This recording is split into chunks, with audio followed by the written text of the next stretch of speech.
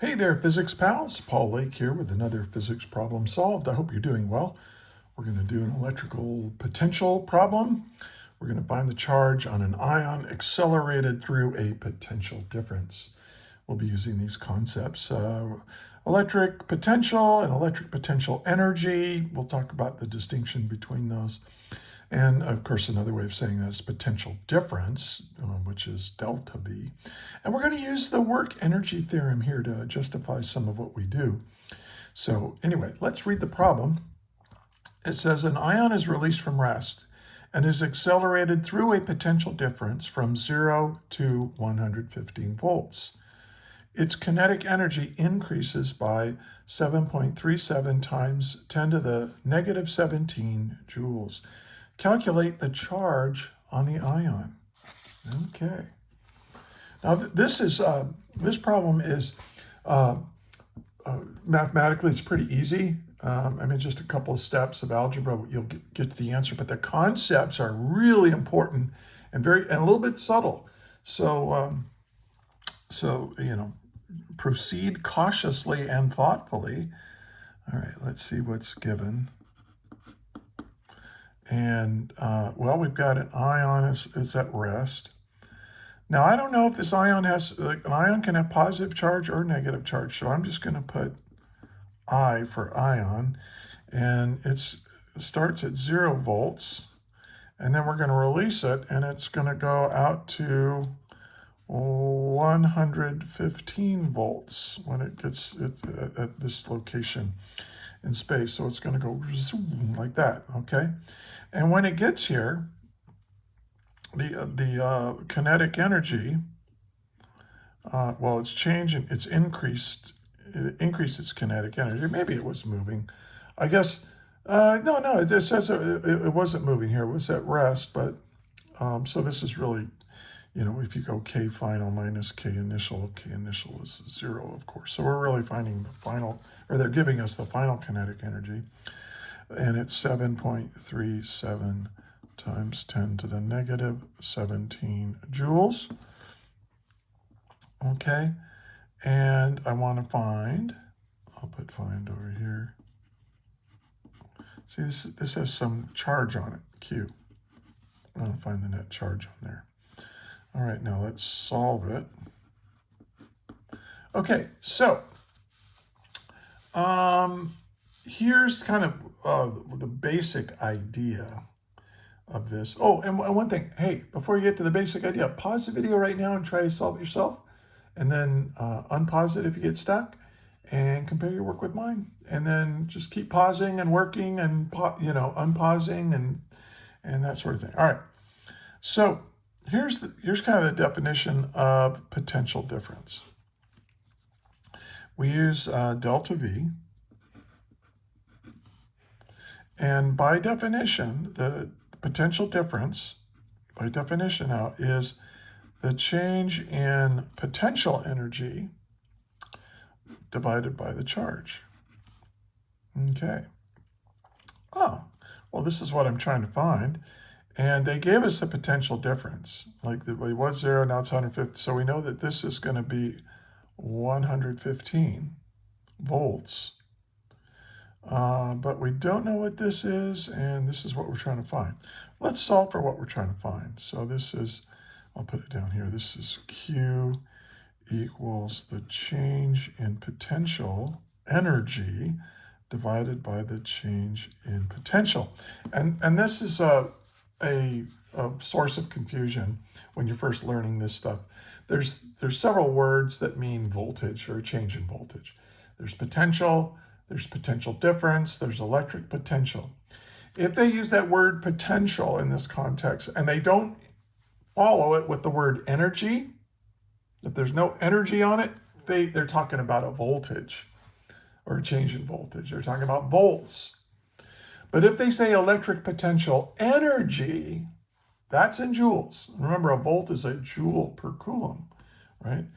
A volt is this is measured in joules, and charge is measured in coulombs, joules per coulomb. All right. So what do we know? Well, I know what this is.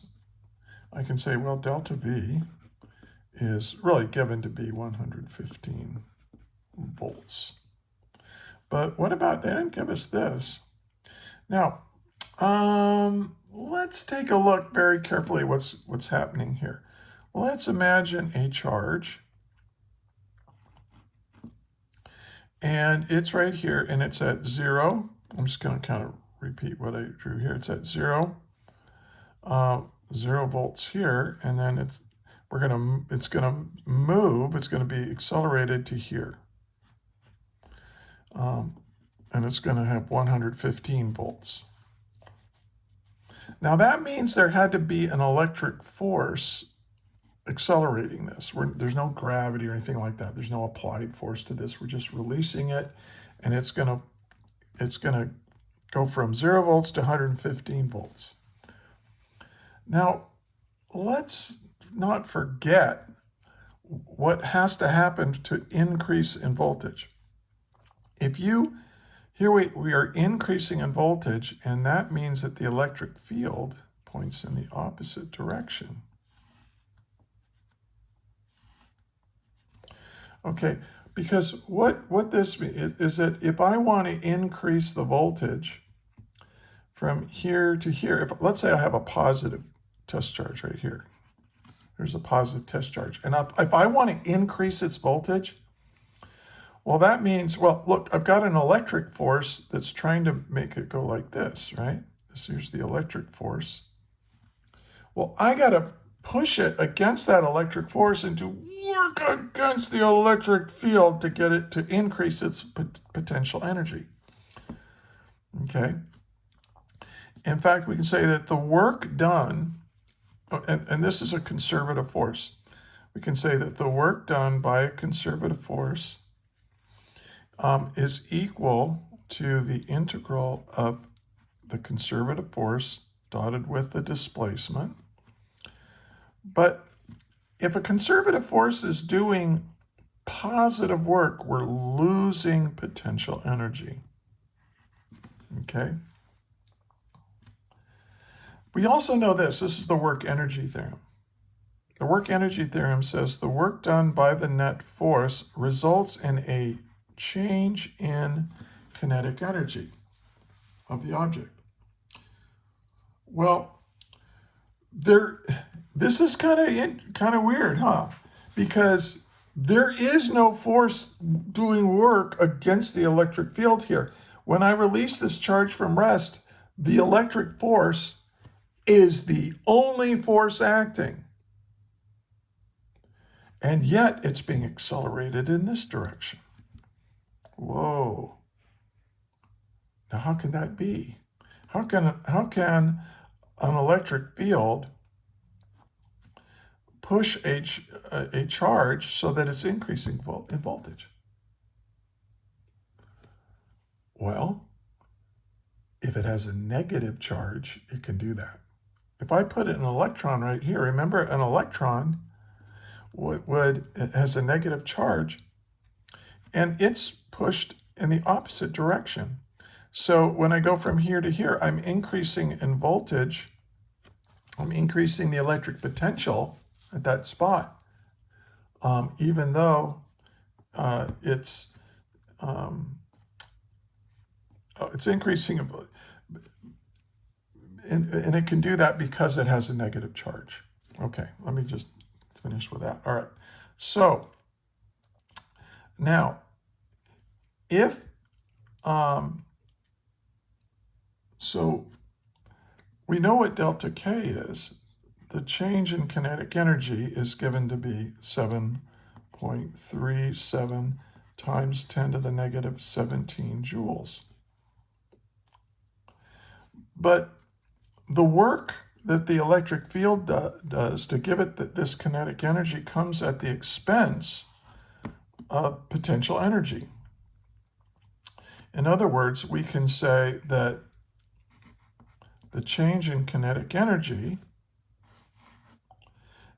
since the work done by the net force is a conservative force, so this has to, let me put it this way, the work done by the conservative force is the work done by the net force. So this is negative delta U equals delta K. Okay. So we can say that delta K equals negative delta U. Well, that means that delta U is equal to negative delta K, right? The change of potential energy equals the negative of, this is kind of a conservation of energy thing, right? I mean, if it's sitting here, there's the potential energy and kinetic energy, and they have to, that energy has to be conserved. But so we can take this now and substitute it in here. And so Q is equal to negative delta K over delta V. And now we can solve. We can get my answer.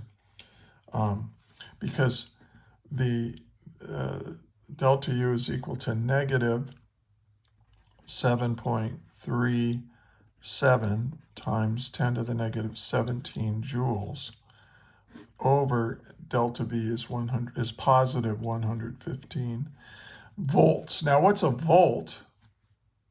A volt, 1 volt is equal to 1 joule for every coulomb of charge. It's the ratio of energy per unit charge. So this is a joule per coulomb right here, right? So now the joules cancels joules, and I've got coulombs. And so the charge is equal to, well, let's get the calculator out. Negative 7.37 times 10 to the negative 17 equals, okay. And then we're going to divide that by 115. And look what I get. I get negative 6.41. I'll put the 1 there. Times 10 to the negative 19 coulombs. So in other words, for my released ion to move from 0 to 115 volts, it has to have this much charge. It has to be a negative charge. If this were a positive charge, it would go boom, it would go to the left instead of to the right, is the way I've drawn it. But because it's a negative charge, it's going to go like that.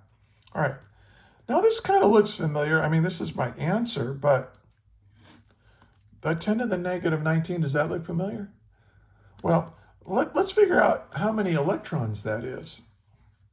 I know that I have my charge is negative 6.41 times 10 to the negative 19 coulombs. Put that over 1. But I know that 1 electron has a charge of negative 1.60 times 10 to the negative 19 coulombs. So 10 to the 19 coulombs cancels, and I have negative 6.41 divided by negative 1.6. So 6.41, I'll go 6.41 divided by 1.60 equals 4. I mean, you can round that up. It's approximate. Well, no, not approximate. It's 4 electrons. You can't have a partial electron. You know, it's a counting number, right? You're going to have a counting number of. So another way of saying the charge is 4 electrons. So this ion has a negative 4 charge on it. If you had some weird polyatomic ion, it would have 4 minus up by it. All right. So, yeah, so this is a little bit subtle. Sorry, it's kind of messy, isn't it? It's kind of subtle. If I release a charge and it goes from a low to a high voltage on its own due to the electric force, it has to have a negative charge. And another thing to remember, that an increase in voltage, you always go against the electric field. So if you know it's 0 to 115 volts, like you gain voltage, that means the electric field isn't this way, right? Because to gain potential energy per unit charge, I always have to work against the field. That's established right here. That if you want to change the potential energy of something, it's the negative work. Move this negative to the other side. I think sometimes you'll see this. By definition, potential energy is the negative work done by a conservative force. I think you discussed that in your mechanics class. I just wanted you to see that because they'll, maybe on the AP test or your final exam, if you're in college or whatever, they might try to trick you with something like this. And they might want to say, hey, it's a negative charge. Anyway, I hope that's clear. And if it's not, if you have a question, or if I said something wrong or whatever, put it in the comments, but put a timestamp on there. And yeah, and that way I can respond to it. I can answer your question. And if I made an egregious error, I'll take the video down. So I appreciate that if you send me a message like that. Okay, I am a physics tutor, and I get my problems like this from my tutoring clients. So check in the descriptions for a link and how to get a hold of me if you might benefit from my tutoring services. Also, there's a link to a Google Doc where there's hundreds, literally hundreds of problems like this, all organized by topic.